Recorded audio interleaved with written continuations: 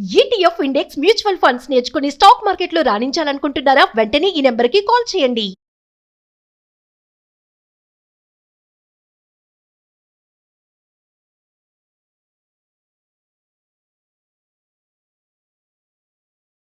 నమస్తే, welcome back to Suman TV. Present మనతో పాటు ఉన్నారు stock market analyst Sundar Rama Reddy గారు. నమస్తే సార్. నమస్తే అండి. Sir, war tensions, rupee week అవ్వడం, డాలర్ స్ట్రాంగ్ అవ్వడం, క్రూడ్ ఆయిల్ పెరగడము, మరి ఇవన్నీ చూసుకుంటే రీసెంట్గా ఆర్బీఐ కూడా ఒక న్యూస్ అయితే టామ్ అవుతుంది. గోల్డ్ని బాగా విక్రయిస్తుంది, అమ్మేస్తుంది అని చెప్పేసి. మరి ఈ న్యూస్లో నిజం ఎంత ఉంది? ఇది ఫాల్సా ట్రూ అంటే? లేదు, సెంట్రల్ గవర్నమెంట్ వాళ్ళు క్లియర్గా చెప్పారండి, మేము గోల్డ్ ఏమీ అమ్మలేదు, అవన్నీ చాలా ఫేక్ న్యూస్ అని చెప్పారు. ఇదన్నీ ఎక్కడి నుంచి స్టార్ట్ అయిందంటే బ్లూంబర్గ్ డేటా నుంచి మీనైంది అనమాట. వాళ్ళు వన్ ఆఫ్ ది వరల్డ్లోనే లీడింగ్ ఫైనాన్షియల్ డేటా ప్రొవైడర్ అనమాట. వాళ్ళు అంత పెద్ద పోర్టల్ వాళ్ళే ఆర్బీఐ అమ్మింది అనేసరికి ఏంటంటే ఒకసారిగా మార్కెట్ అంతా షాక్ అనమాట.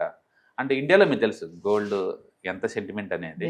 అంటే ఈవెన్ మన్మోహన్ సింగ్ గవర్నమెంట్ అప్పుడు కూడా వాళ్ళు తనఖా పెట్టారే తప్ప, పివి నరసింహ టైంలో కూడా తనఖా పెట్టారే తప్ప గోల్డ్ ఎప్పుడు అమ్మల. అంటే ఇంతవరకు సెంట్రల్ బ్యాంక్ వాళ్ళు గోల్డ్ కొనటమే తప్ప అమ్మిన హిస్టరీ ఎప్పుడు లేదు. అంటే పివి నరసింహ ఆర్థిక గేట్స్ ఓపెన్ చేసినప్పుడు అంతకుముందు డబ్బులు అవసరం ఇండియాకి, ఫారిన్ రిజర్వ్ మొత్తం జీరో అవుతున్నప్పుడు ఈ గోల్డ్ తనఖా పెట్టారు లండన్ తీసుకెళ్ళి. దాన్ని విడిపించుకొని రావడానికి ప్రౌడ్గా ఫీల్ అయ్యారనమాట. అంటే గోల్డ్తో ఇండియాకున్న అనుబంధం అలాంటిది ఎప్పుడు లేదు. ఈసారి డైరెక్ట్గా అమ్మారు అనే న్యూస్ పెద్ద షాకింగ్ అనమాట. ఎందుకు వచ్చింది ఇది బయటికి అంటే, ఈ ఆర్బీఐ వెబ్సైట్లో ఎవ్రీ మంత్ డిక్లేర్ చేస్తూ ఉంటారు ఏ అసెట్స్ ఎంత ఉంటుంది అనేది.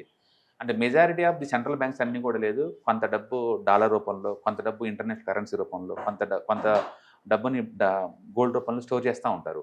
ఎప్పటికప్పటికే వాటి వాల్యుయేషన్ చెప్తూ ఉంటారు అనమాట. ఇండియాలో ఫస్ట్ టైం రేటు బాగా పెరిగింది కాబట్టి గోల్డ్ ఓవరాల్ ఫారెన్ రిజర్వ్లో అది ఆల్మోస్ట్ 60% వచ్చేసింది. ఒకప్పుడు 12 ఉండేది అనమాట. అంటే మన వాళ్ళందరూ గోల్డ్ ఆర్బీఐ తక్కువ ఉంటుందేమో అనుకుంటున్నారు. యాక్చువల్ గోల్డ్ రేట్ పెరగడం ద్వారా వాల్యుయేషన్ అప్డేట్ అయింది అంతే. లాస్ట్ మంత్లో ఏమైందంటే అది వాల్యుయేషన్ మరి ఎలా చేశారో మనకు తెలియదు, కానీ గోల్డ్ ప్రైస్ని డ్రాప్ చేసి చూపించారు. దాంతో వీళ్ళు రఫ్గా 80 టన్స్ వర్త్ గోల్డ్ అమ్మారు. 80 టన్స్ వీళ్ళు అమ్మారు, అమ్మి ఉండొచ్చు అని చెప్పేసి బ్లూంబర్గ్ రావడంతో అది వైరల్ అయిపోయింది. లాస్ట్ 2 డేస్ నుంచి మీడియా అంతా ఒకటే టామ్ ఇండియా వాళ్ళు గోల్డ్ అమ్మారంట, ఆర్థిక పరిస్థితి బాగాలేదని. ఈ మధ్యకాలం ఏంటంటే గవర్నమెంట్ వాళ్ళు పొదుపు చర్యలు చేపట్టారు, ఖర్చులు తగ్గించుకోండి అని చెప్పేసి. దాంతో ఇండియన్ ఎకానమీ ఏదో అవుతుంది, ఇండియాలో పెద్ద ఇష్యూస్ ఉన్నాయని చెప్పేసి ఇది అవుతున్నారు. ఇష్యూ ఉన్నమాట నిజమే, ఫారిన్ రిజర్వ్ లాస్ట్ 3 నెలల నుంచి తగ్గుతున్నమాట నిజం, గల్ఫ్ నుంచి ఇండియాకి రావాల్సిన రిమిటెన్స్ తగ్గిపోయినమాట నిజం, మన ఎక్స్పోర్ట్స్ స్లో అవుతున్నమాట నిజం, ఆయిల్ రేటు బాగా అవటం వల్ల ఇండియన్ రూపీ బాగా వీక్ అవటం మాట నిజం, ఎఫ్ఐఎస్ ఇండియా నుంచి 2.5 లక్షల కోట్ల వరకు తీసుకెళ్ళినమాట నిజం. బట్ ఇన్నున్నా సరే మనం అనుకున్నంత వీక్ ఏం లేదు. మన జిఎస్టీ కలెక్షన్స్ ఇప్పుడు లాస్ట్ మంత్లో వచ్చింది 1.9 lakh crore ఉంది. ఓవరాల్గా ఎకానమీ ఒకవైపు బాగానే ఉంది, బట్ ఇంపోర్ట్స్ మాత్రం చాలా కాస్ట్లీ అయిపోయింది, రూపీ వీక్ అయింది, అంతవరకు నిజం అనమాట. బట్ దాన్ని ఏంటంటే గవర్నమెంట్ ఈ పొదుపు సర్కిల్ ఎప్పుడైతే చేపట్టారో ఏదో అవుతుందన్నారు. గోల్డ్ అమ్మే సర్కిల్ ఏంటంటే అది అటాచ్మెంట్ ఎక్కువైపోయింది అనమాట. గోల్డ్ అమ్మేస్తే అది ఇంకొంతమంది అయితే ఒక అడుగు ముందుకు వచ్చి పార్లమెంట్ పర్మిషన్ లేకుండా గోల్డ్ ఎలా అమ్ముతారు అంటున్నారు. మానిటరీ పాలసీ ఆర్బీఐ కంట్రోల్ చేస్తుంది, అది పార్లమెంట్ సంబంధం ఏంటి? ఏ అసెట్ కొనాలి, ఏ అసెట్ అమ్మాలనేది ఆర్బీఐ డిజైన్ చేసుకుంటుంది, వాళ్ళే కంట్రోల్ చేసుకుంటారు. అందుకని ఆర్బీఐలో అవసరం అనుకుంటే గోల్డ్ అమ్మచ్చు, రేపు తగ్గితే మళ్ళీ కొనుక్కోవచ్చు, అది it's up to you RBI అనమాట. బట్ ఫారిన్ రిజర్వ్ కోసం ఆర్బీఐ ఏమో అమ్మలేదని చెప్పేసి గవర్నమెంట్ వెరీ క్లియర్గా స్టేట్మెంట్ ఇచ్చిందంటే అది ఫేక్ న్యూస్ అని చెప్పింది. అంటే బ్లూంబర్గ్ లాంటి పెద్ద పెద్ద ఇన్స్టిట్యూషన్స్ ఏదైనా న్యూస్ పబ్లిష్ చేసేటప్పుడు 1-2 సార్లు గవర్నమెంట్ తోటి పిఆర్ డిపార్ట్మెంట్ కనుక్కొని కన్ఫర్మేషన్ చేసుకొని న్యూస్ వేయాలి తప్ప అంత బ్లైండ్గా వెళ్ళకూడదు. ఈ మధ్యకాలంలో ఈ ఇంటర్నేషనల్ ఆర్గనైజేషన్ అన్నీ కూడా లేదు, ఇండియా నుంచి అన్ని ఫేక్ న్యూస్లు క్రియేట్ చేస్తున్నారు. రష్యా నుంచి ఇండియా వాళ్ళు ఆయిల్ ఆపేశారన్నారు, ఇంతవరకు ఒక డ్రాప్ కూడా తగ్గలేదు లాస్ట్ 1 year నుంచి. మనలో కొంటూనే ఉన్నారు ఎవ్రీ మంత్. దానికి మాకు అమెరికన్ పర్మిషన్ అవసరం లేదని చెప్పి క్లియర్గా చెప్పారు వాళ్ళు. అయినా సరే మీడియా వాళ్ళు ఏంటంటే ఇండియా వాళ్ళు క్రూడ్ తగ్గించి తీసుకుంటున్నారు రష్యా దగ్గర నుంచి అని ఇట్లా, అంటే ఇప్పుడు బ్లూంబర్గ్ వాళ్ళు ఇట్లా రకరకాల న్యూస్ స్ప్రెడ్ చేస్తూ ఉన్నారన్నమాట. ఏదైనా ఇండియాలో ఈ news paper fake news control చేయడం కోసం ఒక స్ట్రిక్ట్గా గైడెన్స్ ఉండడం చాలా ఇంపార్టెంట్ అనమాట.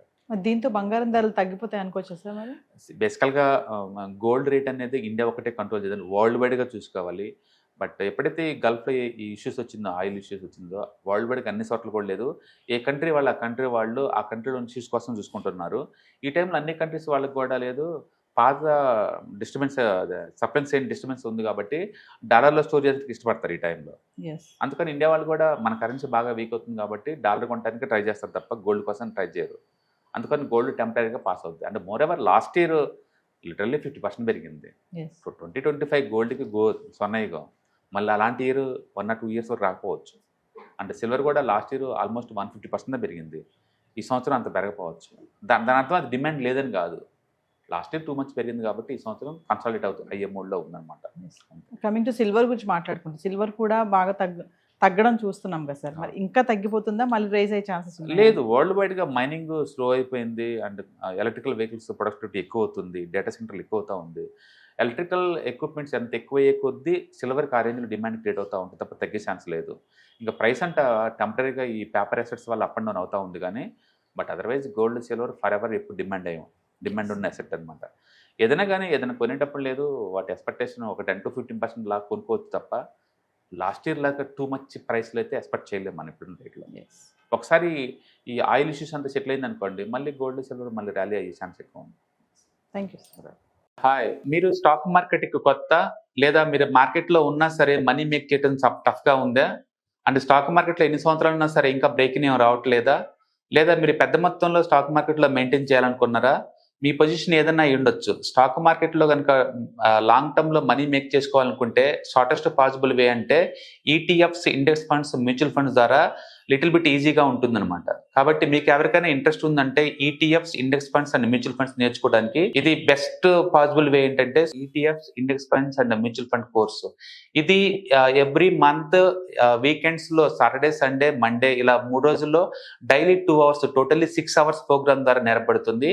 ఇంట్రెస్ట్ ఉన్న పార్టిసిపెంట్స్ కింద స్క్రోల్ అవుతున్న నెంబర్స్ని కాల్ చేయడం ద్వారా లేదా రిజిస్ట్రేషన్ చేసుకోవడం ద్వారా మీ సీట్ని బుక్ చేసుకోవచ్చు.